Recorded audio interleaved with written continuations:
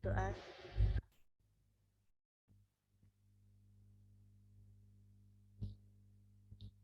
Ya cukup selesai. Mas Arhat, apakah Ya Bu, siap? sebentar. Ya, selamat pagi semuanya. Mas Arhat. Ya Bu, suara saya jelas ya Bu? Jelas, Mas, jelas. Oh iya, iya, siap. Eh, ini langsung dimulai atau gimana Bu? Bisa dimulai? Ya, bisa memproduksi mulai. Maaf Bu, gimana? Suaranya putus-putus. Maaf. Bisa langsung dimulai bisa. Oh gitu, siap. Terima kasih Bu. Oke, selamat pagi Bu Sherly. Terima kasih atas kesempatannya untuk berbagi ya. Berikan kesempatan sekali lagi ke saya untuk berbagi dengan adik di ITNY khususnya jurusan teknik sipil. Selamat pagi juga kepada adik-adik semuanya angkatan 2021 untuk mata kuliah manajemen konstruksi 1. Ya, tidak lupa juga saya mengucapkan selamat menunaikan ibadah puasa ya dan bagi adik-adik yang muslim dan juga mungkin yang Jumat Agung kemarin ya. Oke, mungkin saya akan share ini dulu sebentar. Sebelumnya minta maaf nih buat rekan-rekan semua karena mengganggu waktu apa bilang waktu ini ya long weekend ya karena Jumat. Sebentar saya share ini dulu. Share screen.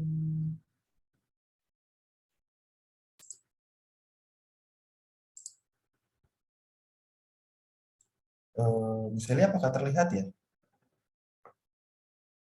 Sudah, Pak. Terlihat. Oh iya. Oh iya, terima kasih.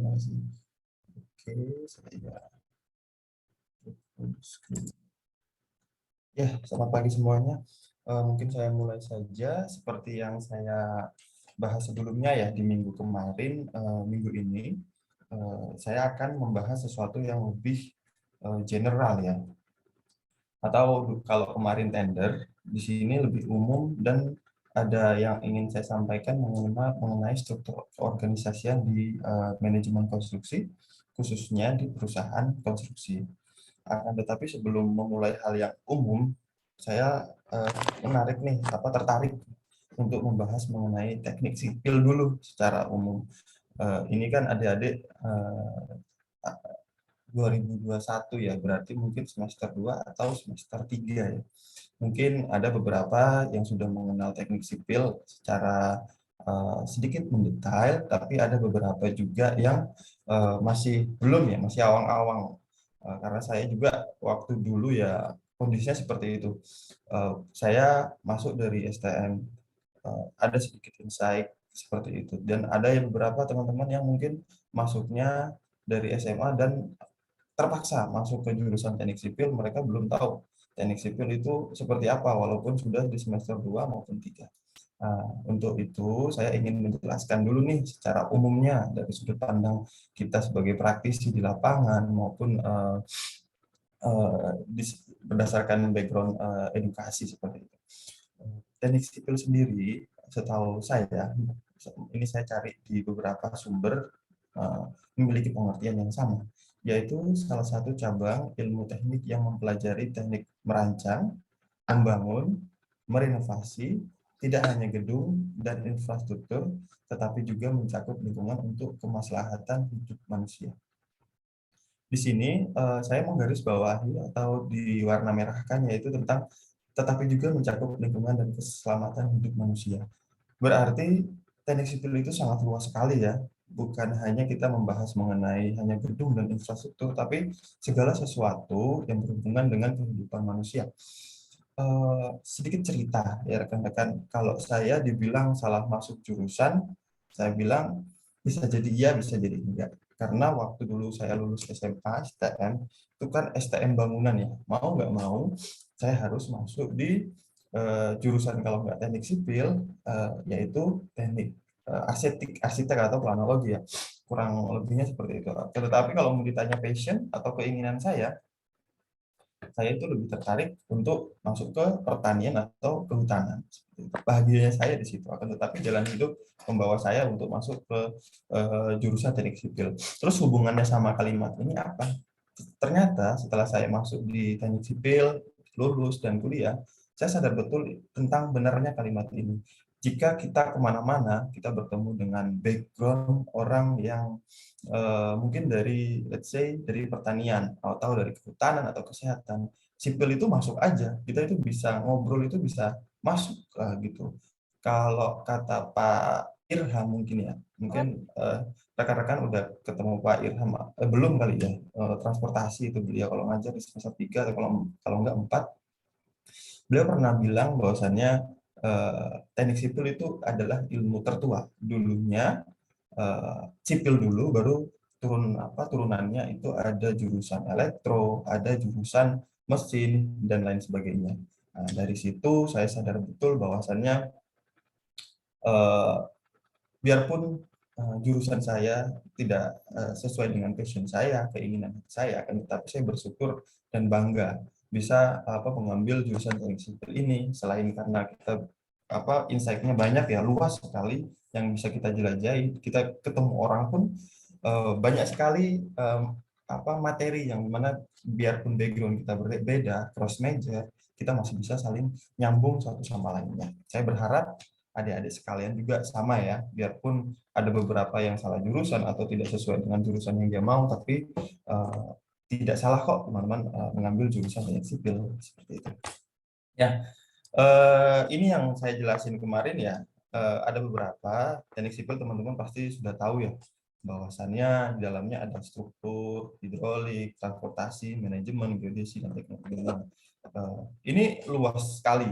Kalau di lapangan itu ataupun pelaksanaannya itu luas sekali ilmu teknik sipil. Tidak hanya di konstruksi, pertambangan, geologi, sipil pun ada. Seperti itu. Tapi dalam hal ini kita akan membahas mengenai manajemen konstruksi, salah satu fokus dari teknik sipil. Ini sih yang saya ambil ada 6 ya, tetapi di beberapa universitas yang sebelumnya belum mengaplikasikan Merdeka Belajar itu ada beberapa, banyak sekali, lebih dari 6 konsentrasi selain yang saya tulis ini. Gitu. Oke, untuk hari ini kita akan mempelajari mengenai manajemen konstruksi yang secara luas, khususnya untuk saya bilang struktur organisasi, dan sedikit saya akan memberikan pengetahuan ke teman-teman semua mengenai background di mana saya bekerja, yaitu high crash building, bangunan tingkat tinggi ya.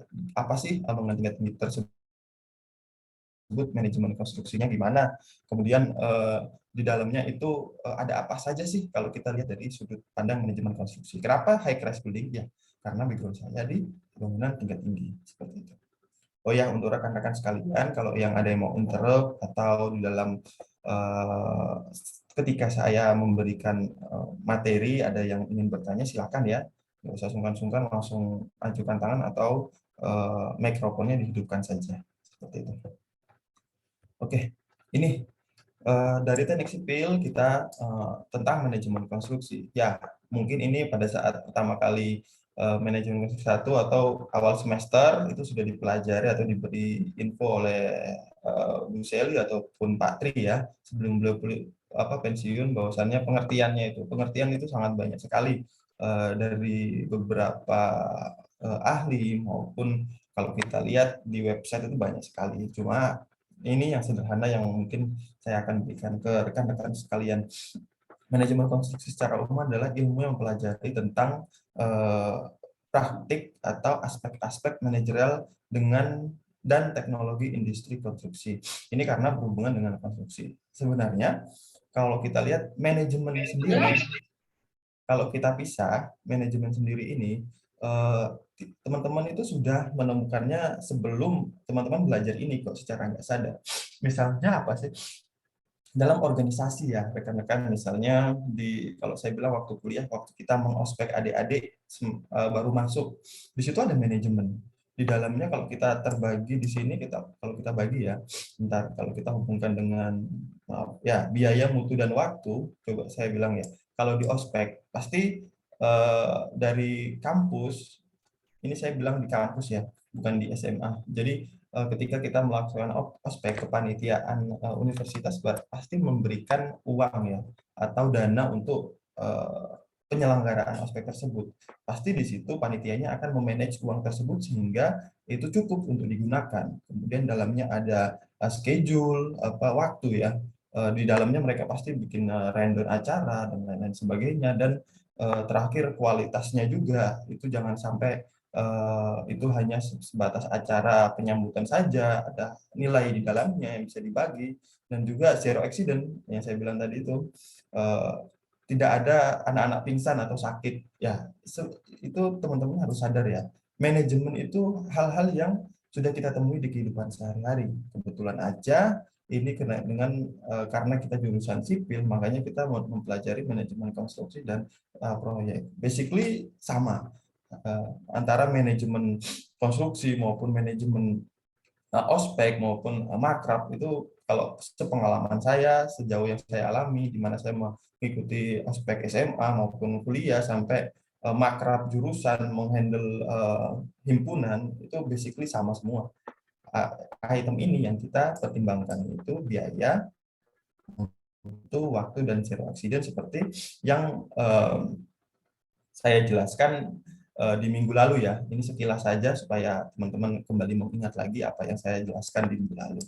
Oh iya, di sebelah kanan ini adalah contoh dari sebuah proyek ya. Kalau teman-teman lulus, teman-teman ingin jadi perencana, biasanya akan masuk ke namanya konsultan. Nah, saya rasa ini pengetahuan umum banget ya, di mana kita semua sudah mengetahui hal tersebut.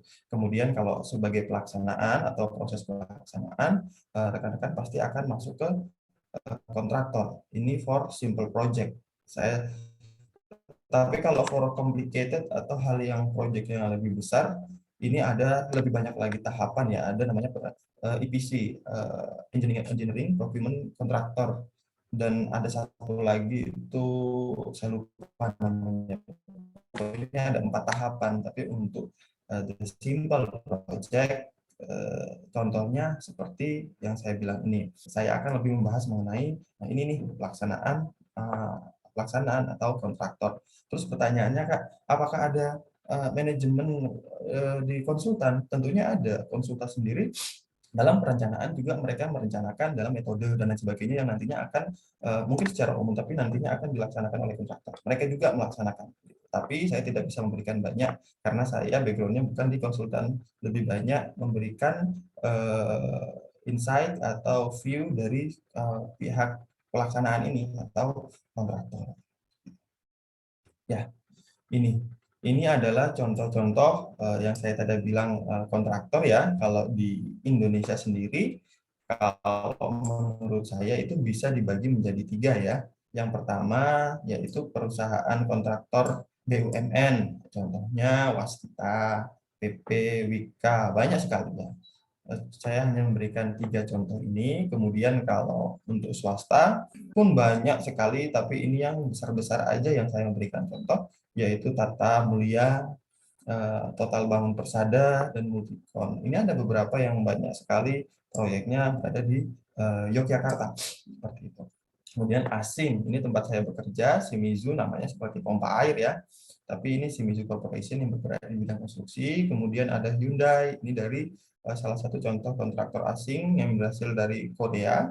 Kalau ini dari Jepang, karena Obayashi itu contohnya kontraktor asing dari Jepang. Ini contoh yang banyak sekali ya, rekan-rekan ya. Ini hanya beberapa contoh yang saya berikan sebagai pengetahuan ke teman-teman semuanya. Dengan BUMN swasta asing, sepengalaman saya belum pernah bekerja di BUMN, tapi di swasta dan asing saya sudah pernah. Multicon dan Shimizu Corporation ini tempat saya bekerja dulu. Multicon, sekarang Shimizu. Manajemennya gimana sih? Manajemennya basically sama pada umumnya, tapi dalam pelaksanaannya, penerapannya pasti berbeda satu perusahaan dengan perusahaan lain seperti itu. Oke, ya. Ini materi pertama yang akan saya berikan kepada teman-teman. Semoga nggak pecah ya kelihatannya. Jadi, dalam struktur manajemen konstruksi, khususnya di perusahaan kontraktor, di dalamnya itu ada bagan atau susunan organisasi dalam sebuah kontraktor gitu ya. Ini sama halnya seperti di jurusan ya. Kalau leadernya itu Pak Irham, terus ada dekannya itu saya lupa. Kemudian misalnya prodinya Bu Sela maupun Bu Seli dan lain-lain, itu sama halnya seperti ini. Ini akan saya berikan contoh dari proyek di mana saya bekerja atau kontraktor di mana saya bekerja di Shimizu ini, teman-teman.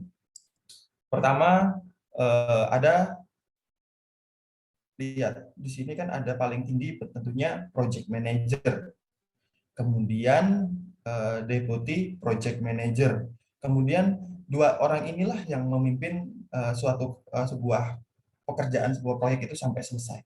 Kalau di tempat saya, project manager itu biasanya dipimpin oleh seseorang yang berasal dari Jepang karena perusahaan Jepang ya. Kemudian deputy project manager sendiri itu biasanya seseorang yang berasal dari Indonesia. Jadi itu hal yang lumrah di proyek. Apakah sama sih Kak proyek struktur organisasi ini dengan tempat lain? Saya pikir ada yang sama, ada yang berbeda kalau proyek. Oke, saya akan menjelaskan dari pertama dulu di sini. Ada namanya planning engineer ya, yang sebelah kanan ya rekan-rekan. Dari yang kanan putih kanan bawah ini mereka ini kalau kita hubungkan dengan manajemen konstruksi, mereka itu yang berhubungan dengan waktu ya dan metode pekerjaan, lebih ke kualitas seperti itu. Jadi di dalamnya itu ada apa aja sih? Ya, ada drafter. Drafter itu mereka yang menggambar ya, menggambar. Jadi gambar yang sudah ada desain drawing itu mereka mendetilkan. Ini tugasnya drafter. Kemudian engineer, ada engineer juga. Engineer ini biasanya yang mengepalai drafter, dia yang membuat schedule pelaksanaan, dia yang mengontrol pekerjaan di lapangan seperti itu. Kemudian ada arsitek, ya pasti ada arsitek di lapangan.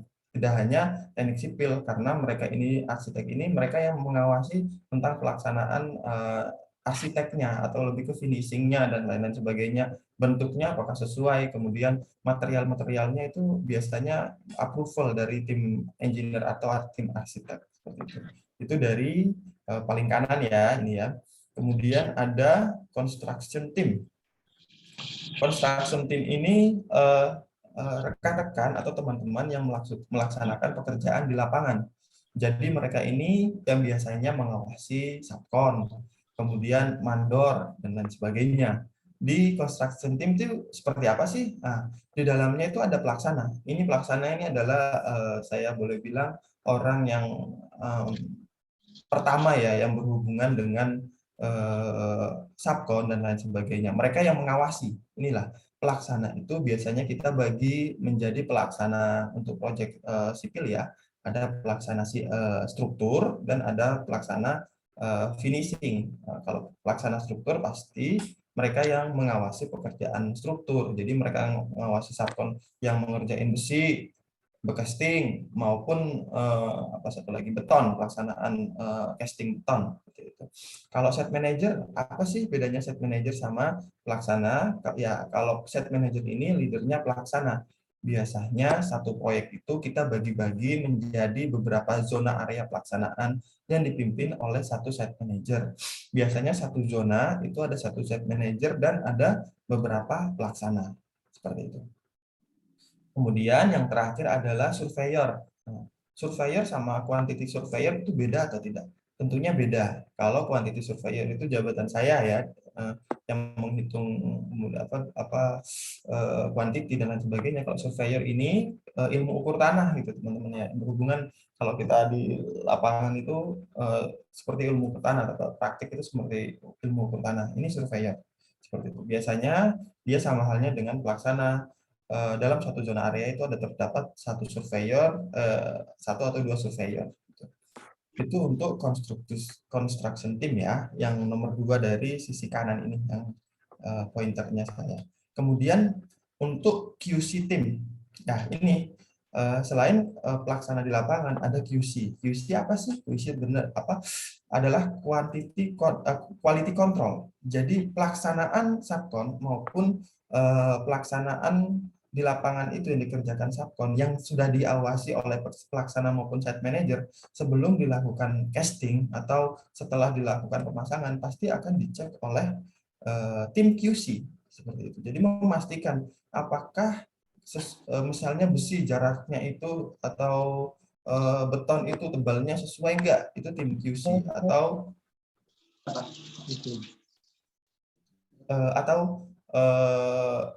apa ya saya bilang sebentar ini sepertinya ada ngomong apa nih? Bu, ini bisa di-mute dulu ya Bu ya, kayaknya enggak. Oh, ya. Oh ya Bu, saya melanjutkan ke tadi ya QC team ya. Jadi di QC team ini mereka itu yang melakukan checklist ya. Kalau istilah di proyek itu pekerjaan lapangan udah selesai misalnya besi, mereka ngecek tuh dulu checklist ada formnya mereka. Kemudian kalau sudah oke, baru bisa dilaksanakan pengecoran itu contohnya untuk pekerjaannya QC. Ya mereka lebih ke mutu atau kualitas dari pekerjaan proyek. Kemudian sebelah kiri saya geser ini adalah di mana tempat atau divisi di mana saya bekerja, yaitu komersial dan finance team. Nah, ini yang saya bahas kemarin tugas-tugas saya. Di dalamnya itu ada QS, ada procurement atau QS procurement, ada accounting, ada cost control maupun admin. Ya, mereka ini yang berhubungan dengan pembayaran, progres, yang berhubungan dengan ngebayar subkon atau ngeklaim ke owner. Ini nih, tim ini nih, yang tempat di mana saya bekerja. Kemudian geser ke kiri satu lagi yaitu HSE team atau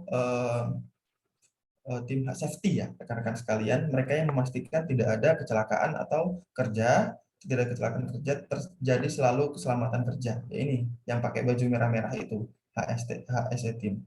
Kemudian di sampingnya lagi adalah MEP team. Ya dalam pekerjaan konstruksi atau bangunan tingkat tinggi tidak hanya pekerjaan finishing maupun struktur, di dalamnya ada MEP.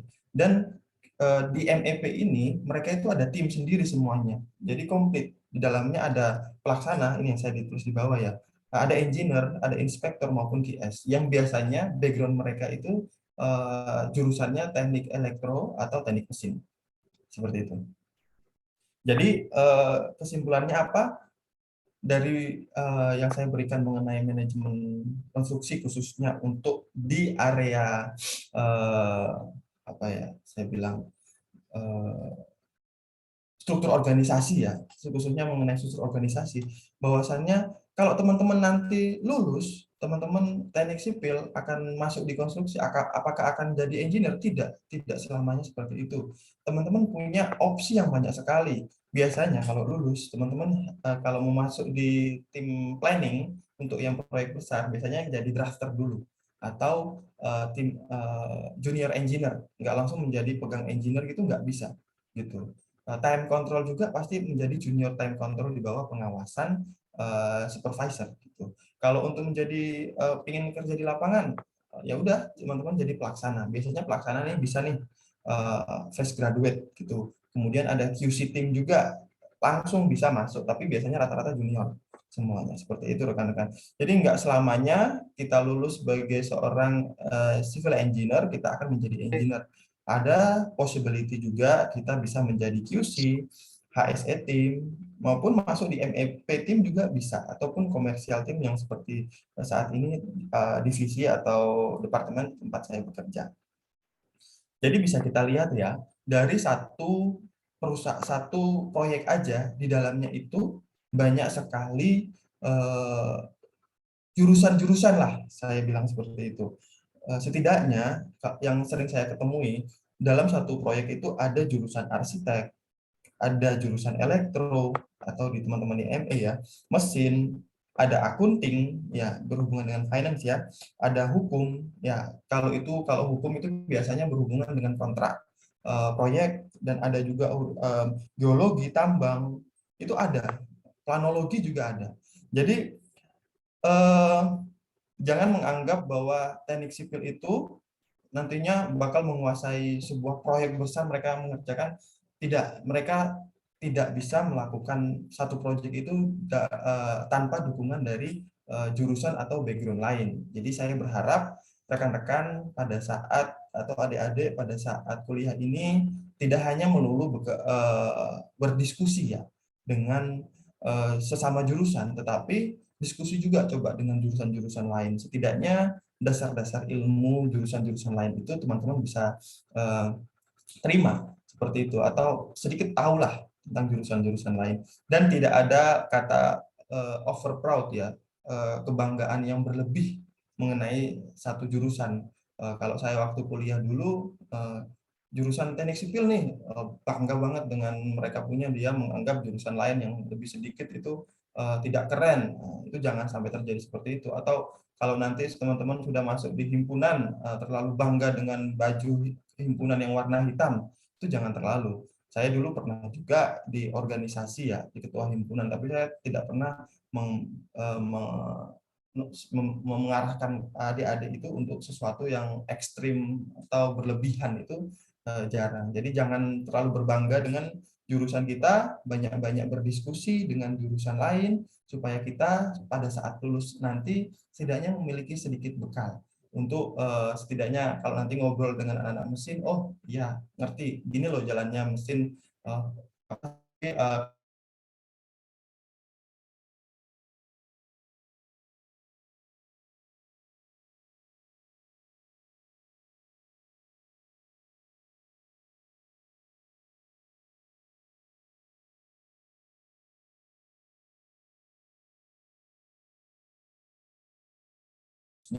Struktur organisasi ya. Nanti kalau ada pertanyaan silakan nanti, atau sekarang juga tidak apa-apa, tolong diinterrupt aja atau dibesarkan mic-nya. Oke, next saya ingin memberikan sedikit mengenai high rise building ya, rekan-rekan semuanya. Mengapa saya ini high rise building ini kan nggak ada hubungannya dengan manajemen konstruksi. High rise building ini kan lebih ke struktur ya. Tapi kalau teman-teman ingat apa yang saya jelaskan, seorang manajemen konstruksi wajib memiliki pengetahuan khususnya teknik sipil secara keseluruhan, baik itu struktur, transportasi maupun air. Nah, di sini saya ingin memberikan teman-teman pengetahuan nih mengenai high rise building. Dulu pada saat saya dari Ambon ya, tempat di mana saya berada, saya pergi ke Jakarta, itu saya kaget dengan bangunan tingkat tinggi seperti ini. Banyak sekali kalau lihat di Jakarta Selatan atau Jakarta Pusat, atau yang sekarang mungkin ngetapnya itu SCBD ya, Sudirman Central Business District atau kalau nggak salah itu. Saya kaget sekali karena nggak pernah ada di daerah timur itu bangunan setinggi-tinggi ini gitu. Contohnya ya seperti inilah di gambar itu.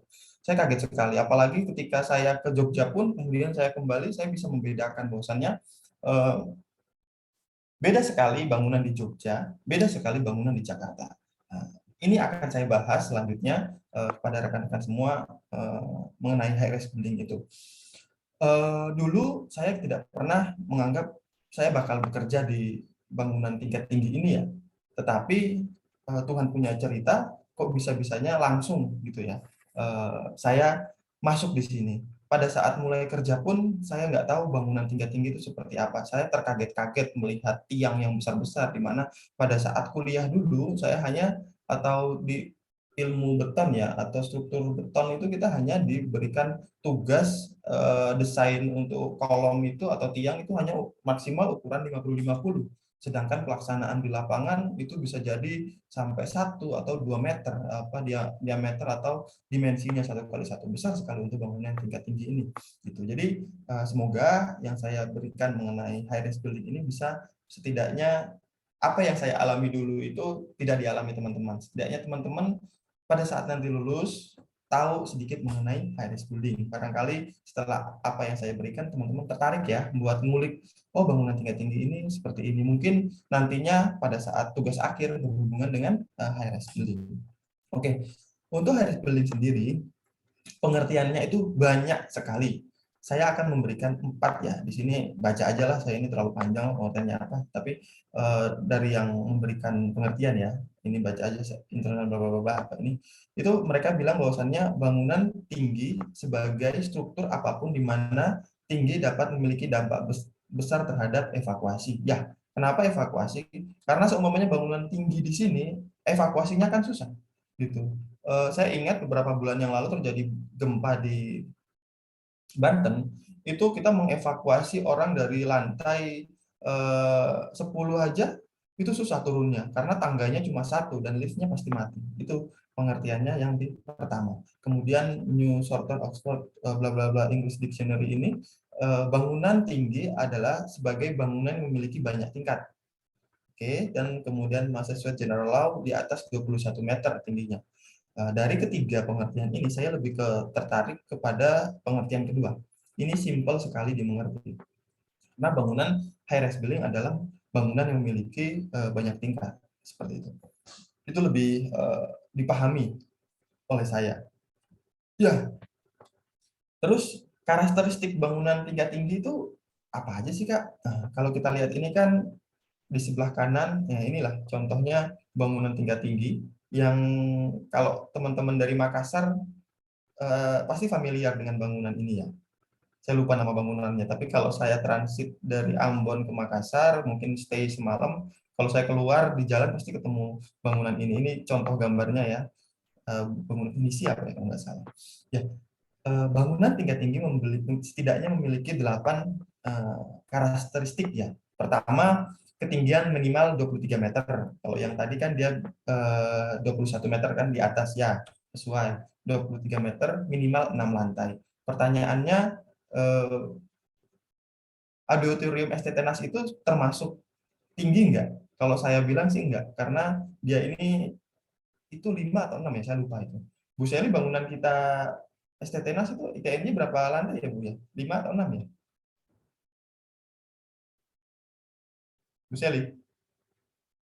Atau teman-teman bisa menjawab di tempat kita itu berapa lantai ya? 5, Pak. Oh, 5. Oke. Terima kasih. Jadi dia belum bisa dibilang dengan bangunan tingkat tinggi ya.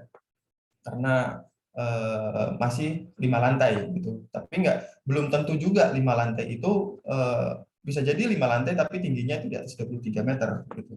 Nah, salah satu kriterianya yang harus dipenuhi yaitu. Kemudian biasanya berbentuk yang lurus ke atas, tipikal.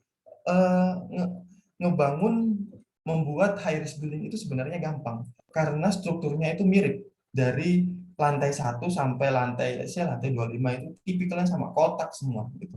Nah, ini teman-teman lihat deh. Ini memang bentuknya seperti pinisi ya, melungker-melungker gitu ya. Tetapi sebenarnya dia itu kotak.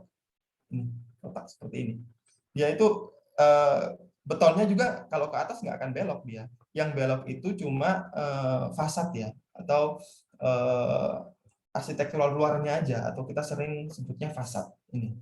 Tapi core-nya itu tetap kotak semua. Itu sih. Cuma dia tinggi saja. Memiliki luas lantai berkisar 750 sampai 1.500 meter persegi. Kemudian merupakan cara mengatasi keterbatasan lahan. Ya, benar sekali. Kalau lihat di Jakarta, lahan itu kan tidak sebanyak di mana ya? Daerah Tangerang maupun Bekasi ya. Jakarta itu kecil kalau kita lihat di peta. Tapi bangunannya tingkat tinggi semua. Ya, karena bangunannya cuma luasnya STTNAS itu aja lah kita bilang. Tapi bisa berdiri bangunan tingkat tinggi yang bisa kapasitasnya untuk banyak orang, banyak lantai seperti itu. Itulah merupakan cara mengatasi keterbatasan lahan. Kemudian harus tahan angin, aerodinamis dan tahan gempa. Ya, Nanti rekan-rekan mungkin nanti nggak tahu semester berapa ya, udah sistem kuliahnya kan udah beda ya kalau saya sekarang dengan teman-teman. Kayak saya dulu itu di semester 4 kalau nggak 5 akan mempelajari bangunan tahan gempa. Ya, bangunan tingkat tinggi pasti harus mengaplikasikan perhitungan tahan gempa.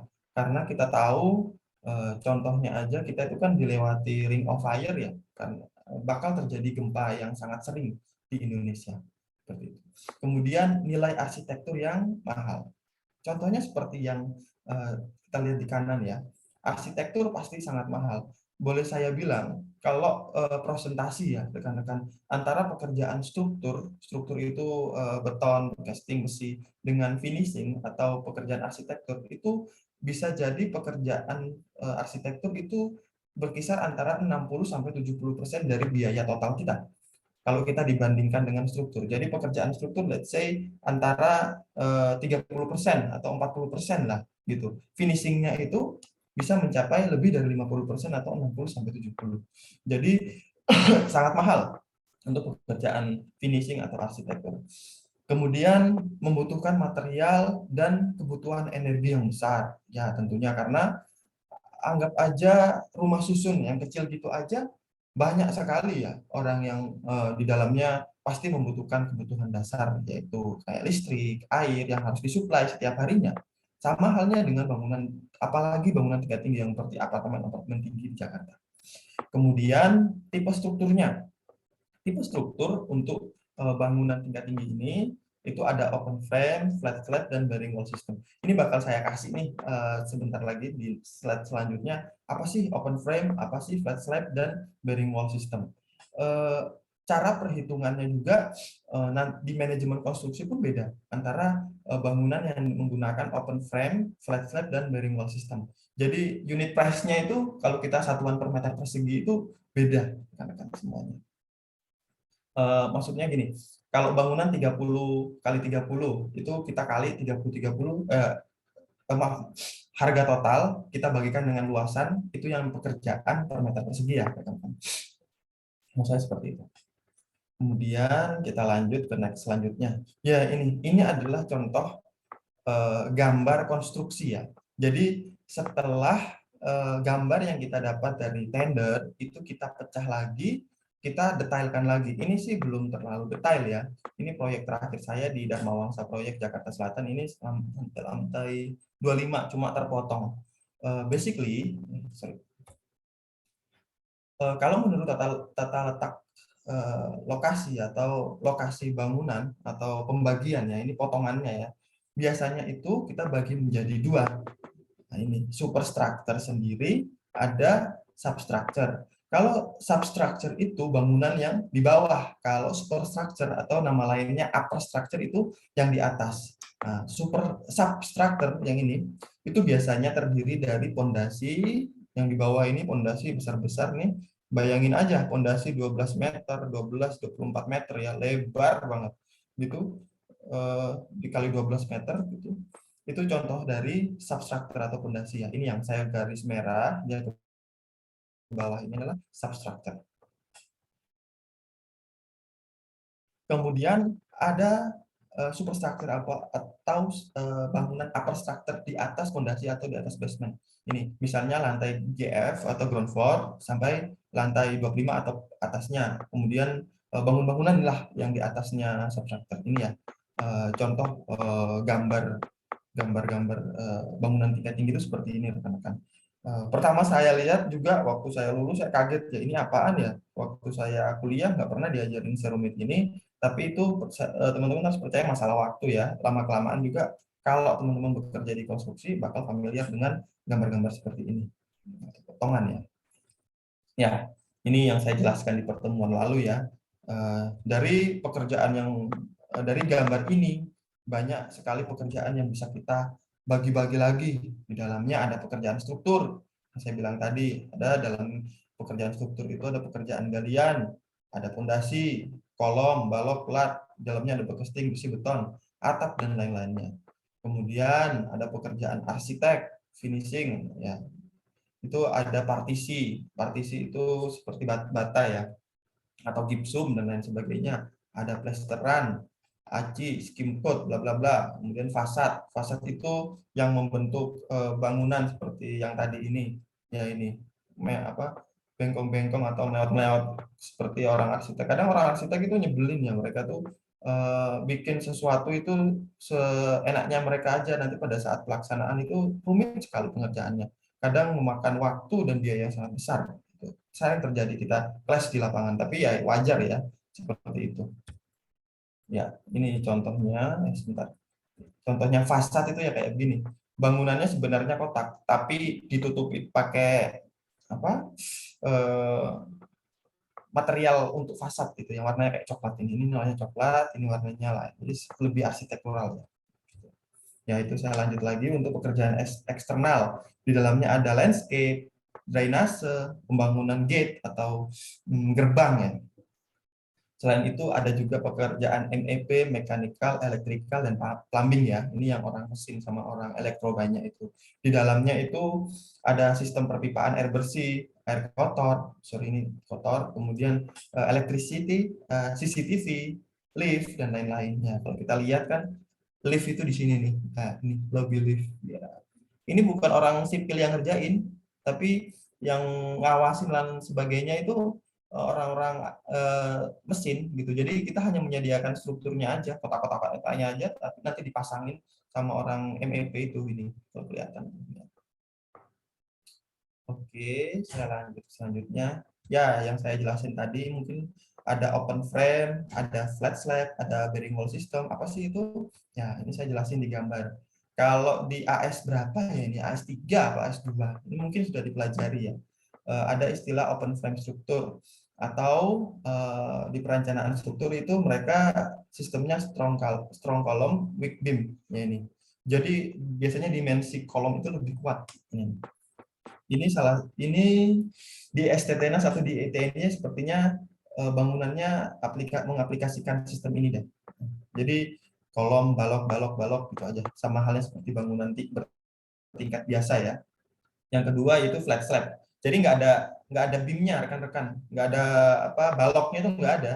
Jadi biasanya itu diganti dengan ketebalan yang lebih besar untuk platnya. Kalau platnya normalnya itu di bangunan itu kan bangunan kecil 12 sampai berapa 15 ya. Tapi kalau untuk flat slab itu biasanya 20, 25 itu gede-gede. Kemudian di bawahnya ada namanya drop panel. Ini kayak bogem gini ya. Orang proyek bilangnya bogem ini. Ini kemudian ada kolom. Biasanya ini di basement ya kalau di Indonesia. Ya, ini yang biasanya diaplikasikan di bangunan tingkat tinggi. Sebuah sistem menggunakan dinding untuk mampu menumpu sebuah sistem yang menggunakan dinding untuk menumpu beban bangunan. Jadi seperti core gitu. Bangunannya itu core, ada satu inti di tengah, yang lainnya itu sebagai penyaport. Jadi utamanya dia di sini. Ada namanya core wall ya. Kalau di tengah, kalau yang di pinggir-pinggir adanya shear wall. Ini kalau teman-teman ke bangunan-bangunan tinggi seperti Sahid Raya, kalau teman-teman masuk itu pasti ada. Tapi sudah nggak kelihatan ya kalau sekarang. Jadi kalau teman-teman KP ya, kerja praktik pasti ketemu ini. Terus di proyek terakhir saya gimana? Kalau di proyek terakhir saya gabungan semua. Jadi gabungan dari bangunan open frame ini, sistem ini, kemudian flat slab, dan yang ketiga ini digabung jadi satu. Seperti itu. Oke, ya untuk refreshing ya, kita mungkin seperti on the spot ya, kita keliling dunia sebentar. Ini nih 5 bangunan tertinggi di dunia nih. Ini versi Wikipedia, bukan on the spot ya. Ini supaya refreshing dikit lah ya. Ini Burj Khalifa, ini salah satu bangunan tingkat tinggi di dunia ya. Ini masih ini kalau nggak salah ya. Saya percaya untuk next-nya pasti banyak bangunan-bangunan yang bakal ngalahin Burj Khalifa ini. Dubai, Uni Emirat Arab, jumlahnya 168 lantai. Kalau itu dihitung dari bawah ya, dari bawah sini sampai pucuknya ini, bangunan tingkat tinggi itu. Entah itu bangun atau enggak, tapi pucuknya itu dihitung. Itu tingginya 828 meter, itu hampir 1 kilometer ya. Jadi bayangin aja, tingginya itu kalau ditidurkan itu bangunan dari ujung Babarsari situ, kampus kita, hampir ketemu ke pertigaan ya, pertigaan Janti itu. Bayangkan berapa tinggi itu Burj Khalifa. total biayanya itu untuk kalau rupiah berdasarkan Wikipedia 21,67 triliun, ya lumayan besar banget. Ya ini Shanghai Tower China 127, lebih sedikit 632, dan biayanya 31 triliun. Ini nanti teman-teman bisa lihat lah di internet banyak. Setelah itu Abraj Al Bait Clock Tower, ya bagi teman-teman agama muslim pasti sudah familiar ya dengan kiblat orang muslim di Mekah. Di sampingnya ada bangunan tingkat tinggi banget, ini 228,1 triliun. Kalau kita bayangkan dengan tadi, ini cuma 21,67 triliun ya. Padahal dia tinggi banget, tapi ini cuma tingginya 600, beda 200 meter, tetapi pengeluaran biayanya itu sampai 228 triliun rupiah. Karena apa? Ya saya bilang tadi, pekerjaan finishing itu lebih mahal dibanding pekerjaan struktur. Finishingnya dia ini mahal, kemudian jam-jamnya di atasnya kelihatan dari luarnya itu loh mahal sekali. Setahu saya sih ini batu alam mungkin ya, yang jadiin fasad tempel di itu, jadi mahal banget. Ya, kemudian yang keempat ada Ping An Finance Center, Tiongkok lagi. Sekali lagi Tiongkok yang sumbangsi bangunan tertinggi dunia ya. Ini kalau yang pertama tadi tingginya 120-an, ini tingginya cuma 115. Biayanya sama seperti yang pertama tadi, Burj Khalifa. Ya. Oke, kemudian yang terakhir Lotte World Tower. Ini di Korea Selatan, tingginya 124, 124 lantai, jumlah lantai, tingginya 554 meter, total biaya waktu itu ya 47,6 triliun. Ya, ini itu 5 aja, sebenarnya banyak lagi ya. Nah, kalau di Indonesia gimana? Di Indonesia ini ada Gamma Tower. Gamma Tower sendiri ini samping kantor saya ya, dekat samping-sampingan. Kalau saya di kantor saya tuh di Shimizu itu di Trinity Tower, sebelah kanannya Gamma Tower ini. Kalau saya lihat dari lantai 51 itu masih agak tinggian bangunan ini. Jadi emang tinggi. Tapi ini kan update saya mungkin di Wikipedia update di tahun 2020 atau awal 2021 ya. Sekarang itu ada bangunan tinggi lainnya yaitu Indonesia One, dan ada satu lagi itu saya lupa namanya yang sedang dibuat. Mungkin 2 atau 3 tahun ke depan pasti bangunan tertinggi Gamma Tower di Indonesia ini sudah dia mungkin jadi ke posisi 3 atau posisi 4 gitu. Ya, ada selanjutnya kita tadi di Jakarta Selatan. Selanjutnya masih di Jakarta Selatan juga ada Treasury Tower 61 lantai, tadi 69, beda cuma 8 lantai. Tingginya juga hampir sama ya, cuma beda 5 kurangi 8 sekitar 3 sampai 4 meter tinggi. Tapi mirip lah. Kemudian ada Menara Astra. Ya, Menara Astra sendiri ini di salah satu waktu itu bangunan tertinggi ketiga ya. Ini dikerjakan oleh perusahaan di mana saya bekerja, yaitu Shimizu Corporation, berada di Jakarta Pusat. Selesainya 2018. Ya. Jumlah lantainya 51, tingginya 270 meter. Kalau teman-teman dari Jakarta sudah familiar di Jakarta, mungkin kalau ke Setiabudi pasti kelihatan ketiga bangunan ini. Ya, Wisma 46, dia mirip kayak bangunan Pinisi tadi ya. Nah, ini di Jakarta Pusat juga, 50 lantai, 262 meter tingginya. Sahid Sudirman Center, Jakarta Pusat juga, mungkin satu ini kali ya, satu manajemen mungkin sama Sahid Raya di Jogja samping Atmajaya itu mungkin. Tingginya 59 lantai, jumlah lantai 59 lantai, tingginya 258. Oke. Selanjutnya, terus bagaimana sih perkembangan high rise building di Yogyakarta? Seperti yang saya jelaskan tadi ya, kalau kita lihat nggak ada ya bangunan tertinggi tinggi-tinggi gitu di Jogja, itu jarang sekali ada ya. Terus alasannya apa sih? Ya, kita bakal jelasin mengapa tidak banyak bangunan tinggi di Yogyakarta. Setidaknya ada 3 alasan yang setahu saya ya. Mohon berikan masukan lain kalau ada alasan-alasan lain, silahkan ya teman-teman. Pertama yaitu aturan pembatasan tinggi diatur lewat kawasan keselamatan operasi penerbangan KKP pada zona horizontal dalam maksimal ketinggian bangunan 45 meter. Nah, ini berhubung di dalam kota Jogja atau di daerah Jogja itu kan ada bandar udara Adi Sucipto ya. Itulah mengapa ada peraturan ini nih, keselamatan operasi penerbangan nih. Jadi nggak boleh ada bangunan lebih dari 45 meter, apalagi di sekitar Babarsari situ ya, Berbah dan lain sebagainya itu nggak boleh seperti itu yang tinggi-tinggi, takutnya mengganggu penerbangan. Lah, emang luar negeri gimana? Kalau kita lihat di Jepang nggak masalah tuh, malahan bandara itu berada di antara high rise building, tapi emang diberikan space ya supaya pesawat itu bisa turun maupun take off maupun terbang itu dengan gampang gitu. Cuma mungkin di Indonesia ada alasan-alasan lain yang menyebabkan khususnya Jogja itu nggak boleh ada banyak high rise building. Kemudian alasan kedua, keberadaan gedung tinggi dikhawatirkan menutup kawasan cagar budaya. Ya, seperti kita tahu, selain kota pendidikan, Jogja juga terkenal kota budaya ya. Takutnya dengan ada high rise building itu akan menggerus budaya Yogyakarta atau budaya-budaya bangunan-bangunan yang ada di Yogyakarta, kemudian potensi gempa. Seperti kita tahu di tahun 2003 Jogja 2006 2010 di 2006 itu ini kan itu kan ada gempa di Bantul ya, gede banget ya, yang mengakibatkan ribuan korban jiwa ya. Itulah yang menyebabkan Jogja itu tidak banyak bangunan tingkat tinggi. Terus bagaimana sih realisasinya? Nah, kita ingat-ingat ya, bangunan 45 lantai, 45 meter. Kalau di Jogja, nih, saya lihat di Wikipedia juga, setidaknya ada 10 nih bangunan tinggi di Yogyakarta. Jangan jauh-jauh tuh, Jogja City Mall Sahid Raya, Ritz Hotel Jakarta 21. 21 dikali 4 lah, 1 kali 4, 2 kali 4, 8. Jangan deh, 21 kali 3 aja lah, 1 kali 3, 2 kali 3, 6. 63 meter, bayangkan itu. Kemudian tingginya cuma 45 meter. Gitu.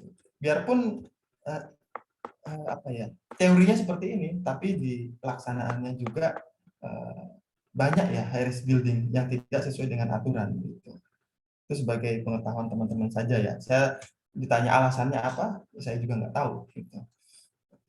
Saya tidak akan membahas banyak alasan mengapa di aturannya seperti ini, tetapi realisasinya seperti ini.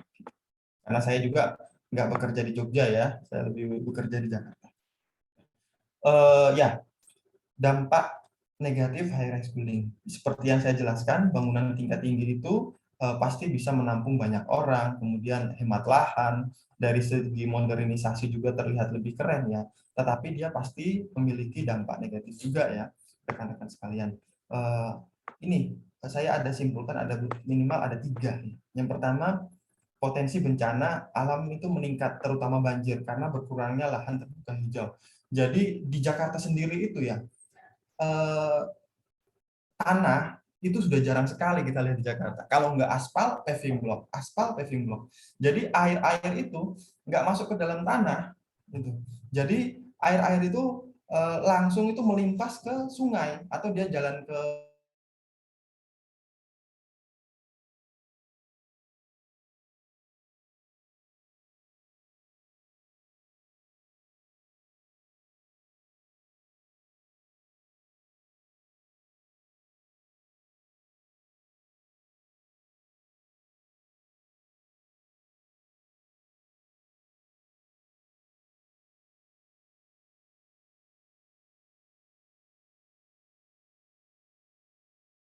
salah satu alasan apa Jakarta itu semakin hari semakin terpuruk itu sumber mata airnya itu tersedot terus, bukan hanya dari perumahan biasa. Minimal satu rumah di Jakarta itu pasti memiliki satu sumur bor ya, yang digali itu rata-rata antara 20 sampai 60 meter. Jarang sekali atau hanya beberapa tempat yang mereka menggunakan PDAM. Itu biasanya di Jakarta Barat maupun Utara ya, karena kondisi airnya itu sudah bercampur sama air laut ya, karena permukaannya sudah menurun, jadi sumur bor pun mungkin rasanya asin atau payau gitu ya. Tapi di daerah Jakarta Selatan, Depok, ke Bogor, rata-rata semua orang melakukan penyedotan dengan sumur bor. Bayangin aja kebutuhan berapa ratus ribu liter kebutuhan bangunan tingkat tinggi itu sampai 50 lantai, di mana di dalamnya itu ada ratusan orang untuk setiap hari. Itulah yang menyebabkan lama-lama tanah itu kan kayak pori-pori, air itu sebagai pengisinya ya, kalau understanding saya. Jadi lama-lama diisi, lama-lama dia turun juga gitu. Memang turunnya itu nggak ekstrim ambrol, nggak, tapi memakan waktu pelan-pelan. Seperti yang dijelaskan menurut jakarta.co.id, pada tahun 2010 penurunan permukaan tanah di Jakarta turun sebanyak 40%. Bayangkan itu. Ekstrimnya sebuah data kuantitatif memaparkan sejak tahun 1974 sampai 2010 ditemukan fakta telah terjadi penurunan permukaan tanah hingga 4,1 meter yang terjadi di wilayah Muara Baru dan Cilincing. Bayangin dari tahun berapa ya? Sekitar 25 tahun ada 4 meter satu setinggi D13 atau D16 ya, gedung D itu. Setinggi itu turun. Coba kalau terjadi selanjutnya ya gimana gitu ya. Kalau 2020, 2025 kalau atau 2035 itu turun 1 meter, 4 meter lagi, 8 meter, lama-lama banjir Jakarta. Karena di Jakarta Utara itu setahu saya sering terjadi banjir ya, karena air laut itu masuk ke daratan. Mungkin teman-teman yang tinggal di sini yang aslinya dari Jakarta Utara itu pasti sudah familiar ya seperti itu. Jadi setiap tahun bukan banjir karena hujan, tapi karena air laut gitu. Oke, itu saja dari saya. 10.30 ya, setengah jam selanjutnya mungkin kita bakal diskusi. Kalau teman-teman ada pertanyaan, monggo gitu, silakan Bu Seli. Kalau rekan-rekan yang mau bertanya, Oke, silakan. silakan, ada yang mau bertanya?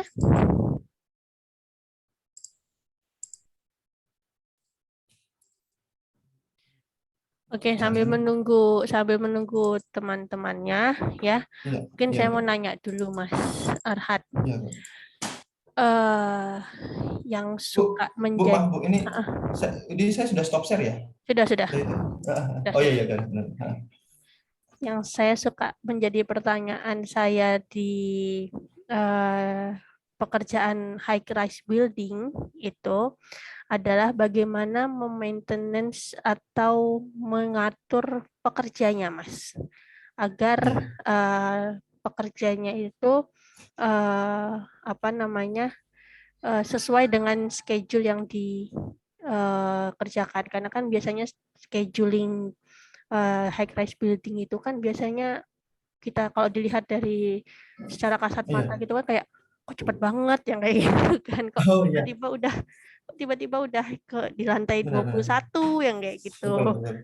Nah itu maintenance tenaga kerja itu bagaimana kalau seperti itu? Ya, basically pada dasarnya sama ya Bu ya. Kalau saya sekilas kalau menjelaskan secara rumit mungkin adik-adik sulit memahami ya. Kalau boleh saya jelaskan, ya itu sama halnya dengan proyek rumah. Kalau rumah kecil maupun rumah besar. Cuma kalau rumah kecil itu kan sekali kerja di satu zona ya. Tapi kalau ini kita bagi zona-zona Bu. Jadi seperti yang saya jelaskan sebelumnya, ada zona misalnya basement itu. Kalau yang terakhir di Dharma Wangsa itu kan ada satu bangunan, dua bangunan ya Bu ya. Kemudian basementnya ada satu lagi. Jadi basement itu penghubung. Biasanya apartemen ini sama apartemen satu lagi ini zona 1, zona 2. Kemudian basementnya itu kita bagi 3 zona. Jadi dengan membagi zona-zona tersebut, kita bakal tahu dari skala prioritas Bu. Misalnya area sini dulu yang akan kita kerjakan.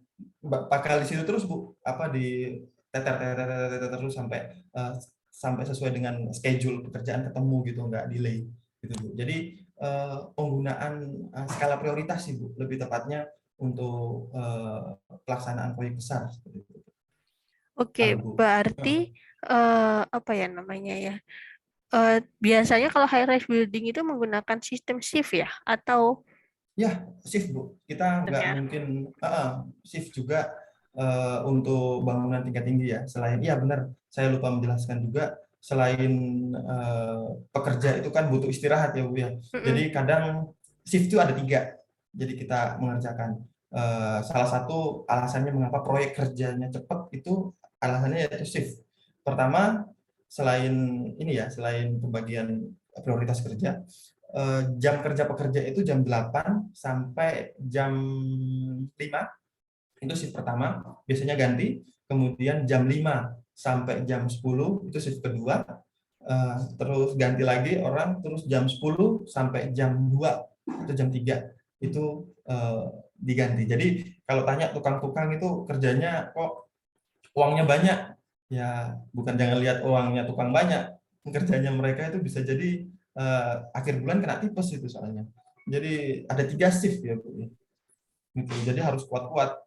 Ada juga sering terjadi, mohon maaf ya, itu ada yang meninggal di proyek karena bekerja terlalu keras. Itu ada beberapa kali saya ketemu di proyek, kita ketemu tukang tiba-tiba sakit meninggal karena memang kerjanya ya mungkin karena tuntutan ekonomi ya Bu ya, bekerja terlalu keras, dia ngambil shift malam terus, nggak ada yang ngawasin Bu gitu. Halo Bu. Oke, yang lain bagaimana? Ya, ada yang mau yang bertanya? lain teman-teman silakan.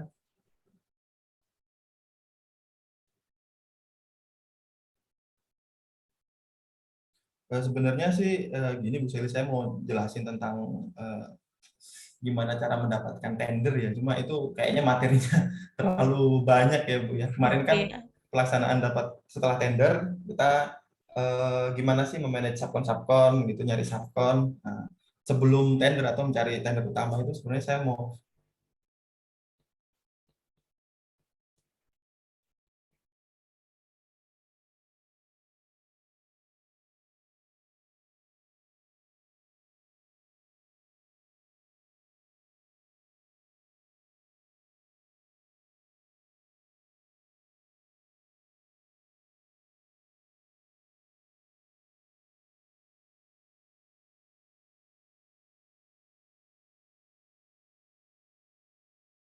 Izin bertanya Pak. Kan saya lihat di kayak di YouTube ya Pak. iya. Saya lihat itu bangunan-bangunan yang di negara-negara Eropa tuh nggak ada bangunan yang tinggi-tinggi gitu Pak. Nah itu permasalahannya apa sama kayak yang di Yogyakarta itu ya Pak? Iya, saya rasa sih banyak faktor ya, banyak faktor. Iya, maaf ya, saya banyak faktor. Salah satu faktornya yaitu mereka yang paling dipertimbangkan oleh luar negeri itu aspek lingkungannya. Gitu. Kalau banyak bangunan, kemudian in case-nya terparahnya Jakarta, mereka kan nggak mau bangunannya seperti yang area daerah itu terjadi di Jakarta. Memang Jakarta itu kelihatannya keren banget ya, tetapi dari aspek lingkungannya itu sangat terpuruk banget gitu. Mungkin itu sih orang luar negeri, setahu saya mereka lebih melihatnya ke sisi aspek lingkungan selain aspek-aspek lain seperti di Jogja, ketinggian dan lain sebagainya. Mungkin pajaknya tinggi juga bisa jadi gitu. Gitu Mas Aris. Iya Pak, terima kasih Pak ya. Ya, sama-sama Mas Aris.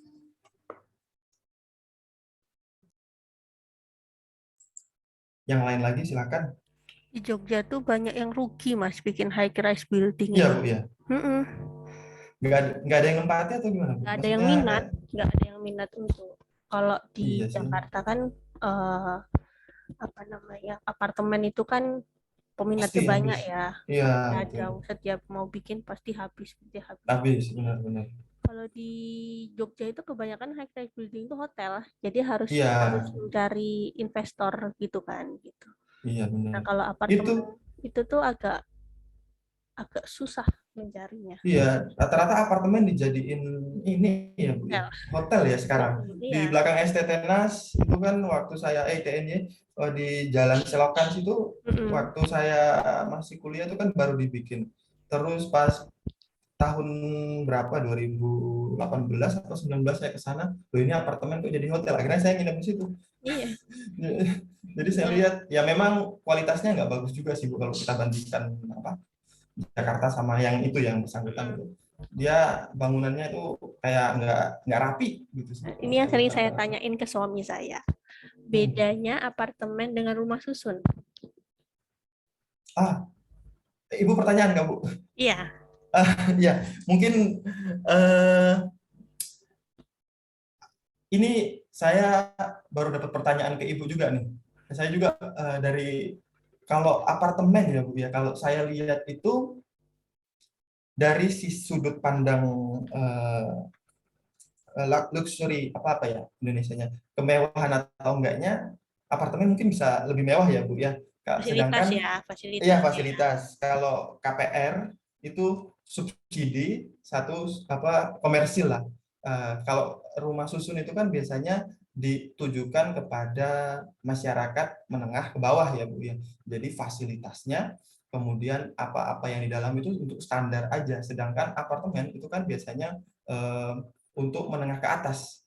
Jadi biasanya sih fasilitasnya lebih dari standar. Itu dari sudut pandang fasilitas atau kemewahannya. Kemudian bangunan apartemen itu rata-rata lebih tinggi ya Bu ya. Tapi di Jakarta itu rumah susun itu ada yang tinggi-tinggi loh Bu. Itu di mana? Eh, Dulu itu saya pas kena COVID itu di Wisma Atlet itu Bu. Itu kan kategorinya nggak tahu itu apartemen atau rumah susun, tapi dia itu lebih nggak semewah apartemen gitu Bu. Ya Itu sih karena Bu. kalau Ah, mau melihat apartemen segi di Jogja itu, suami saya mengatakan dikatakan apartemen fasilitasnya belum masuk, ya kan?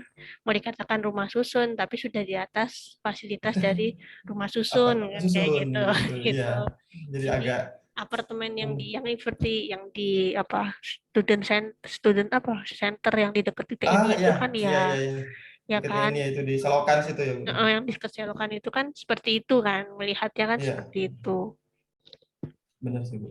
Kalau itu sih apartemen ya jatuhnya ya Bu ya. Itu kan jatuhnya dia membrandingkan diri adalah apartemen, tapi kalau kita lihat di dalamnya kan saat kita tahu fasilitas apartemen sebenarnya kayak gimana, itu Iya kan masih di bawahnya masih jauh kan ya, sebenarnya gitu. betul Bu jauh sekali.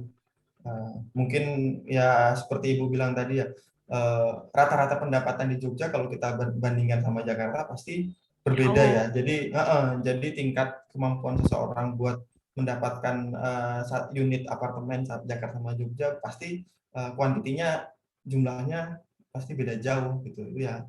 Penyebabnya mungkin salah satunya ya Bu. Oke, yang lain ada pertanyaan? Ya, mungkin ini weekend Bu, jadi pada kurang semangat Bu. Izin Gitu. bertanya, Bu. Ya, Ya, Mas Mas Vicky. Mas Vicky, monggo Mas. Itu kan tadi seperti yang Mas bilang tadi, di Jakarta itu ada penurunan tanah itu, Mas ya. Iya. Itu apakah sangat berpengaruh sekali ke daya daya kuat suatu bangunan itu? Hmm, ini saya mencoba menjawab dari logika saya ya. Ya. Tentunya saya pertanyaan ini pasti kita cari banyak referensinya dan lebih cocok dijawab oleh orang yang ahli engineer atau muka tanah. Kalau saya lihat sih berpengaruh ke bangunan apa gimana? Ya, Bu, berpengaruh ke itu kekuatan suatu Ya, bangunan itu. pasti berpengaruh ya. Sebagai contoh gini aja simpelnya. Di perumahan saya tinggal saat ini, itu bangunannya itu kan rata-rata bangunan 30-60 ya, 30 luas 60. Jadi pada saat nggak bertingkat juga. Pada saat mereka ngebangun rumah itu, mereka hanya tanah itu dipadetin ala kadarnya. Ya. Pada saat dipadati ala kadarnya, ya sehari apa 2 hari langsung dibangun bangunan. Jadi setelah sebulan kemudian bangunan jadi, otomatis tanah itu kan turun gini. Nah, makanya banyak sekali bangunan-bangunan tempat saya itu nggak banyak ya, ada beberapa yang crack. Minimal batanya atau kolomnya itu beda gini. Ya, jadi batanya itu terjadi crack, retak gitu. Itu bangunan kecil. Coba Mas Vicky bayangkan bangunan besar, bangunan bertingkat, kalau turunnya itu pelan-pelan. Kalau bangunan kecil itu kan kalau di saya mungkin sekali turun 5 cm ya. Itu bangunan tinggi yang rigid, yang kaku banget turun gini, krek, itu bakal ngefek ya lama kelamaan seperti itu. Sebagai contoh saya lupa ya namanya di Jakarta Barat atau Jakarta Utara yang saya bilang tadi kan penurunannya tinggi itu ada bangunan yang udah miring begini. Jadi kalau kita lihat kasat mata itu masih lurus, tapi kalau dicek sama orang-orang ahli atau engineer yang atau konsultannya itu sudah miring. Jadi sekarang itu sudah nggak ditinggali, gitu.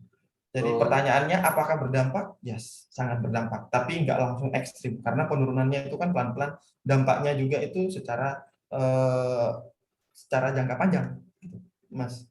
Tiba-tiba, udah rusak aja bangunan saya, gitu. oh ya. Satu lagi, Mas. Iya, silakan. Itu bangunan tinggi itu hal yang paling utama itu membuat bangunan tinggi itu kokoh itu dari segi apanya? Atau pondasinya paling utama di situ atau apanya, Mas? Oh, coba saya share yang tadi ya, bentar. Bisa lihat sebentar.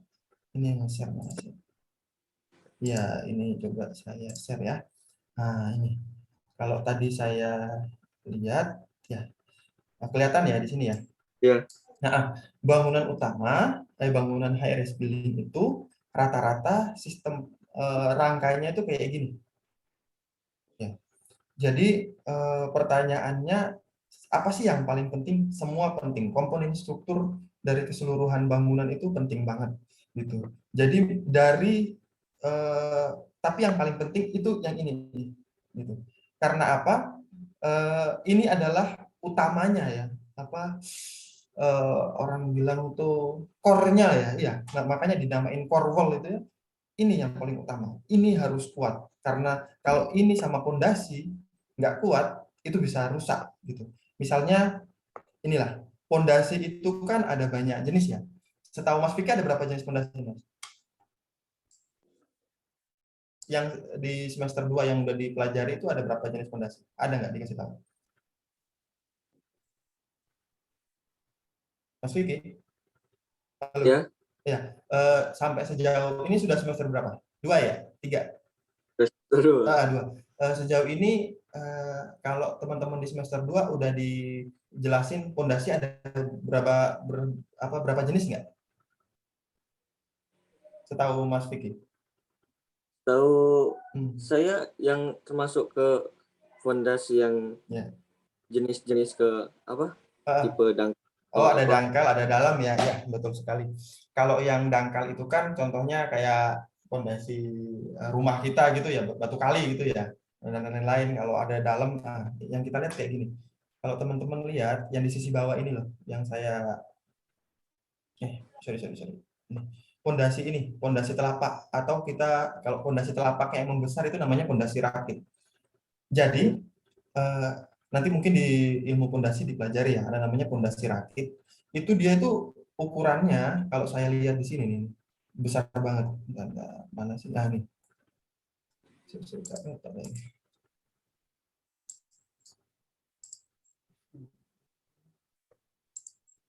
Ya ini. Kelihatan nggak sih?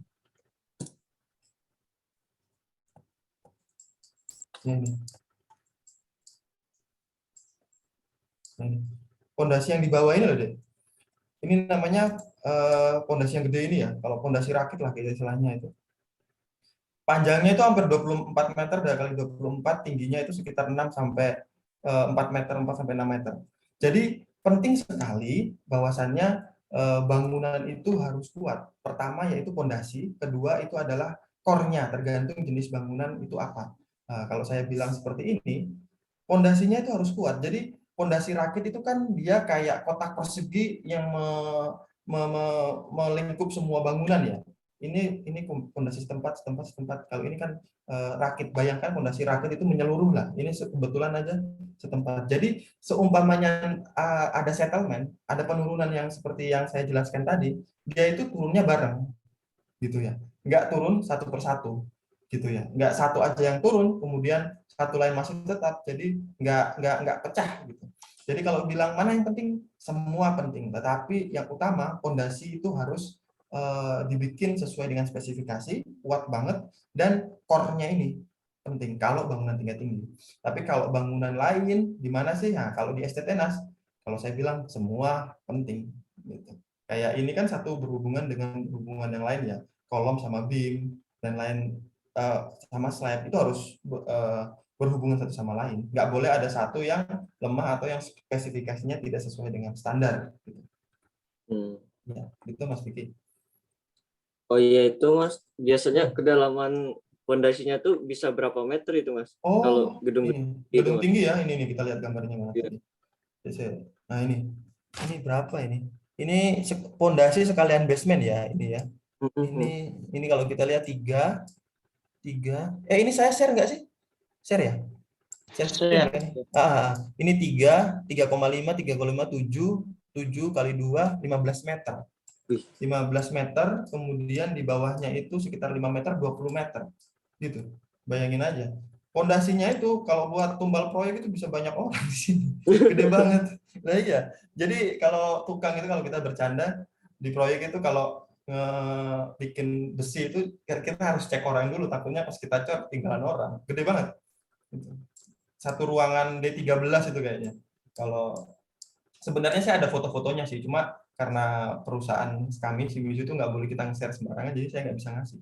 Jadi rata-rata 7 sampai 20 meter dengan di dalamnya itu ada sekalian basement, kemudian pondasi utamanya ini yang gede banget. Semoga bisa sedikit memberikan insight ya atau sedikit pandangan lah bangunan tingkat tinggi itu kayak gini. Ya, Itu ada lagi nggak?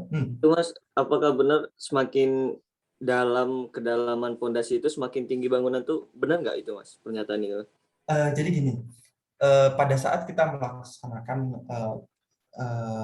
membuat bangunan itu pasti kita mengecek kekerasan tanah dulu, gitu. Jadi nggak masalah dalam atau enggak bangunan tinggi kemudian harus dalam enggak, selama kekerasan tanahnya itu sudah memenuhi batas, it's okay, gitu loh. Jadi apakah pertanyaannya 7 meter itu udah tanah keras? Belum, Mas. Jadi gitu. Jadi di bawahnya ini itu ada pancang-pancang lagi. Nah, ini ada piling-piling lagi, kayak pensil-pensil gitu di bawah banyak sekali. Itu yang menusuk ke tanah kerasnya. Jadi intinya dari atas ke bawah ini cuma kita ngabisin humusnya aja, tanah humus gitu loh. Nah, yang dari bawahnya itu baru kita ada piling-piling atau apa itu namanya paku bumi itu ya. Nah, itu yang dia biasanya reach atau mencapai tanah keras. Kalau kita ngikutin tanah keras, waduh rugi Mas. Itu bisa 50 meter itu. Iya kan? 50 meter itu apa namanya? Basementnya itu bisa dalam banget itu sampai 20 meter, bisa jadi di atas 20 meter, 50 kayaknya enggak. Gitu Mas. Jadi enggak selamanya sesuai dengan bangunan tinggi itu semakin tinggi dalam enggak. Gitu. Ada dalam ilmu tanah ada kategori-kategori tanah yang sudah diperbolehkan di mana kita bisa membangun fondasi seperti ini, tetapi itu harus disupport juga oleh paku bumi atau pancang sampai dengan tanah kerasnya. Gitu, Mas. Oh iya, terima kasih Mas Af. Iya. Itu aja. Ada lain?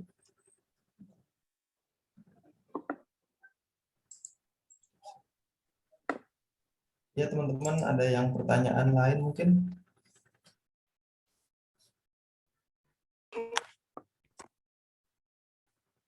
Oke, ada yang mau bertanya? Ya, ada yang mau bertanya silakan. Bentar lagi.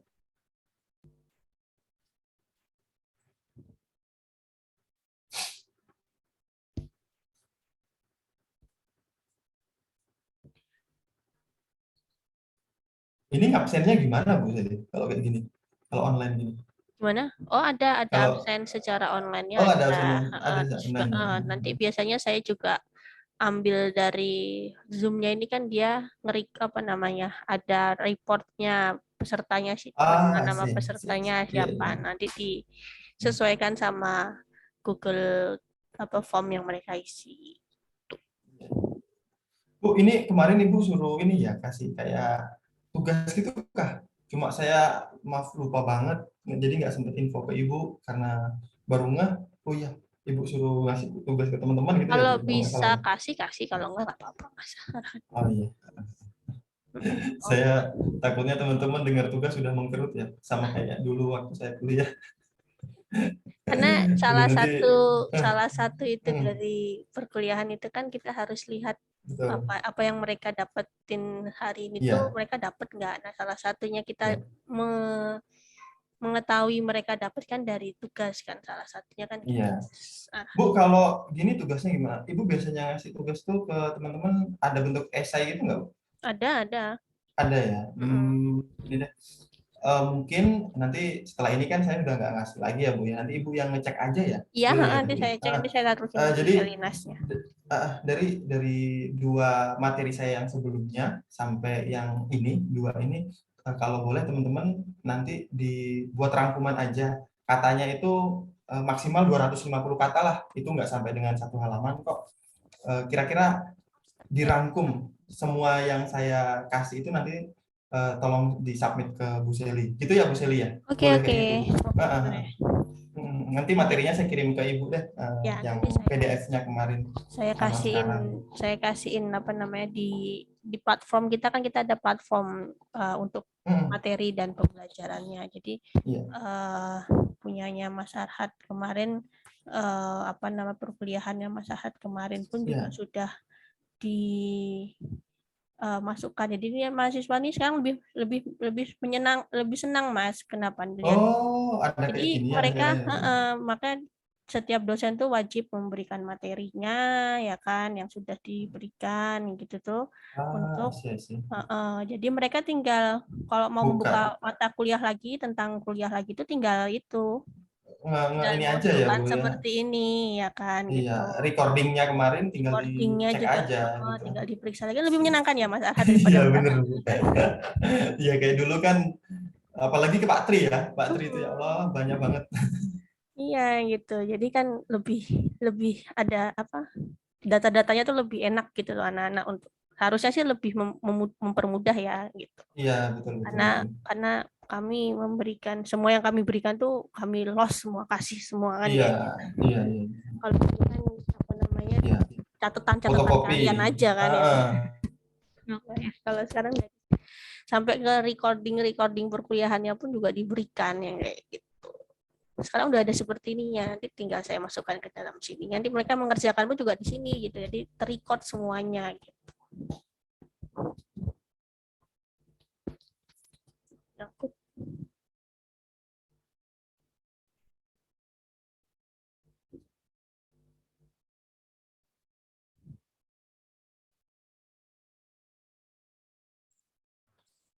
Halo Bu.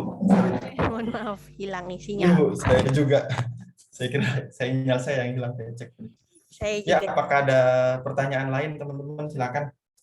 Oh iya, minta tolong ya Bu ya, itu tolong dirangkum aja kalau memang seperti itu.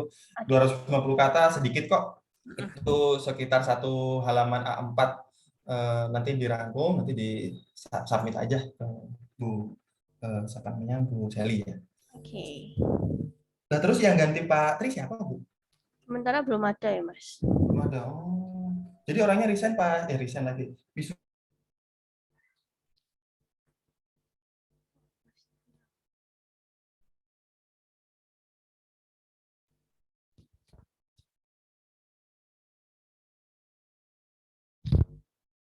Sorry Mas, hilang Mas.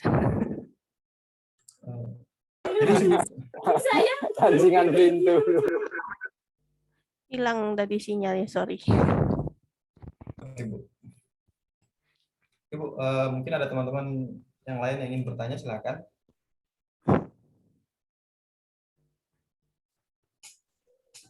Oh iya, Mas Arhad. Ya, monggo Mas. Tadi yang di bangunan tadi itu dibor Mas ya? Atau Yang mana? Yang di bawah itu kan? yang tancap-tancap tadi? Pancang ya. Pancang itu enggak. Jadi ada dua jenis ya. Ada yang dibor gitu pakai bor kemudian dicor, itu apa Ya. ya namanya? Itu saya sering ketemu di lapangan. Ada lagi yang dipancang gitu. Hmm. Jadi panjangnya berapa kayak dipaku gitu. Ting ting ting ting ting gitu. Ting, ting. Tapi ada juga yang bor. Rata-rata di Jogja itu jarang, kalau di kota jarang dipancang ya. Jarang dipancang. Mereka ngebor gitu. Terus dikasih besi masuk baru dicor. Soalnya kalau dipancang di Jogja bisa jadi bangunannya kanan kiri pada ini, pada getar-getar semua. Itu pas bangunan pas saya KP dulu tuh bangunan di depan Gramedia itu kalau nggak salah, hotel apa itu ya. Itu pas Swiss Bell Hotel. Nah, itu mereka nggak pancang karena sebelah kanan kiri Gramedia itu kan bangunan-bangunan tua semua. Ya Ya. sudah puluhan tahun. Nah, jadi dibor. Nanti istilahnya di teknik sipil ada kok nanti semester berapa. Hanya Bu Seli mungkin. Nah, itu baru ini kan udah bolongannya begini baru dimasukin si eh, spiral gitu ya, besi spiral sama bulat gitu, terus Hmm. dicor gitu sih. Berarti sama kayak rig yang di apa di pengeboran minyak itu, Mas. Kalau Oh, lihat ya. iya mirip-mirip ya. Pada dasarnya tuh konstruksi tuh sama-sama semua Mas Vicky. Jadi Hmm, hal-hal yang besar itu ya. basically sama kayak bangunan kecil, cuma teorinya aja, logikanya kita aja yang di sarin gitu. Kayak Bu Seli ngasih apa teori tentang bukannya Bu Seli deh, kayak analisis struktur ya. Kita Hmm. dikasih pada saat pembelajaran contohnya gampang ya, dua sendi. Tapi pada saat di UTS atau UAS itu kan lebih susah. Nah, sama halnya kayak, tapi sistemnya tahu gitu sama. Bangunan pun sama, bangunan kecil, bangunan besar, logikanya sama, tapi pelaksanaannya mungkin yang sedikit rumit. Gitu. Basically sama, logikanya aja yang kita pakai. Oh, ya. Jadi Banyak, Mas. nggak sesulit yang dibayangkan mas. Apa bangunan tinggi itu nggak se ekstrim lah. Gitu. Ya gimana tadi? Kemarin pernah belajar itu juga rig itu, tapi yang di Oh, nah basic juga SMK kemarin oh ini ya. gitu. Kan. Jadi Iya sih. belajar dari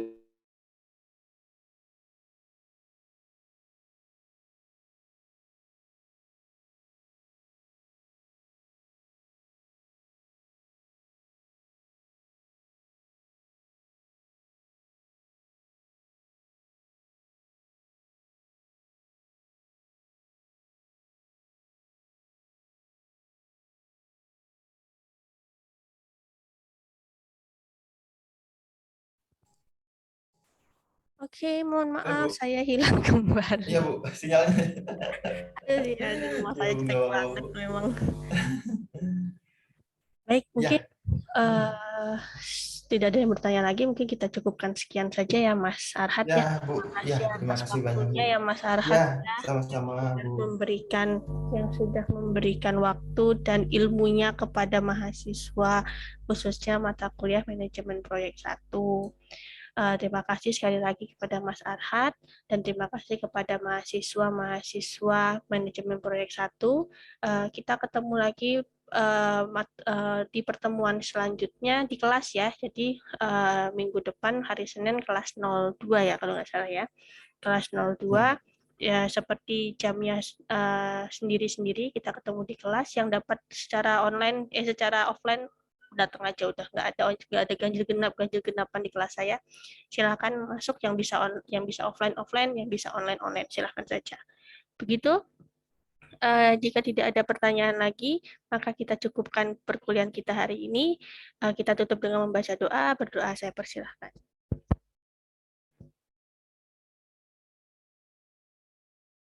Ya, selesai. Kurang lebihnya saya mohon maaf. Terima kasih Mas Arhat. Terima kasih Bu. Ya, Assalamualaikum sama-sama. warahmatullahi wabarakatuh. Waalaikumsalam. Waalaikumsalam.